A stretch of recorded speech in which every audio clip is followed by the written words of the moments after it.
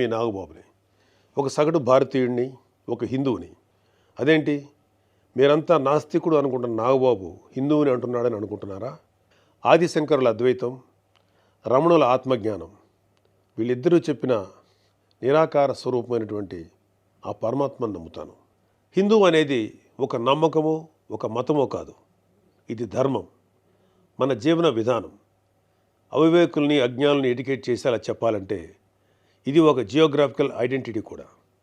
ఆసేతు హిమాచలం నుంచి హిందూ మహాసాగరం వరకు ఈ పుణ్యభూమిలో పుట్టిన ప్రతి ఒక్కడూ హిందువే. ఈ దేశంలో ఈ ధర్మంలో చార్వాకులు కూడా చోటుంది కాబట్టి నేను నికార్సైన హిందువుని. నా ధర్మాన్ని గౌరవిస్తూ ఇతరుల్ని కించపరచకుండా బతుకుతున్న ఒక ప్రౌడ్ సనాతన హిందువుని. అందుకే నాకు ఎమ్మెల్సీగా కౌన్సిల్లో మాట్లాడే అవకాశం రాగానే హిందూ మతం కోసం పాటుపడే అర్చకుల చాలీ చాలని జీతబత్యాల గురించి మాట్లాడాను. మరి వైసీపీ నాయకుల సంగతి ఏంటంటారు? రండి చూద్దాం.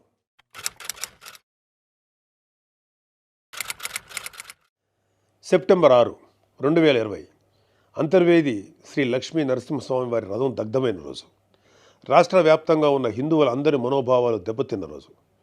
అప్పటి వైసీపీ ప్రభుత్వం ప్రతిపక్షాల ఒత్తిడికి తలొగ్గి కేసుని సిబిఐకి అప్పచెప్తామని చెప్పింది. కట్ చేస్తే 2023లో ఒక హిందూ హక్కుల యాక్టివిస్టు ఆర్టీఐ వేశాడు. దానికి సిబిఐ ఏం సమాధానం చెప్పిందో తెలుసా?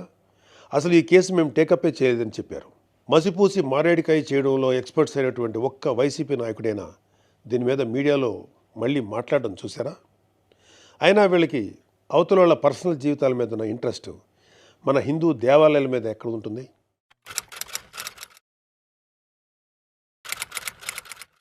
డిసెంబర్ 2020 రామతీర్థం రాముడు మనకు ఒక దైవం.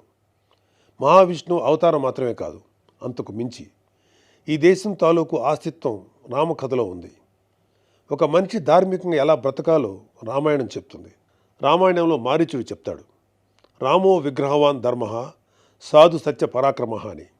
ఈ భూమి మీద రాశీభూతమైన ధర్మమే శ్రీరాముడిని నమ్మే జాతి మనది.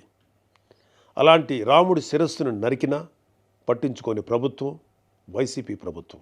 అప్పటి ప్రభుత్వం ఇన్వెస్టిగేషన్లో చూపించిన నిర్లక్ష్యం వల్ల దీని వెనుకున్న అసలు దోషులను శిక్షించలేక ఏదో నామకే వాస్తే కేసులు పెట్టి దీన్ని నీరు కార్చారు.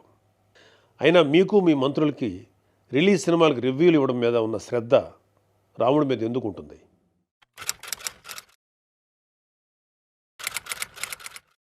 జనవరి 22, 2024 అయోధ్య రామమందిరం ఇనాగ్రేషన్ కొన్ని దశాబ్దాల సుదీర్ఘ న్యాయ పోరాటం తర్వాత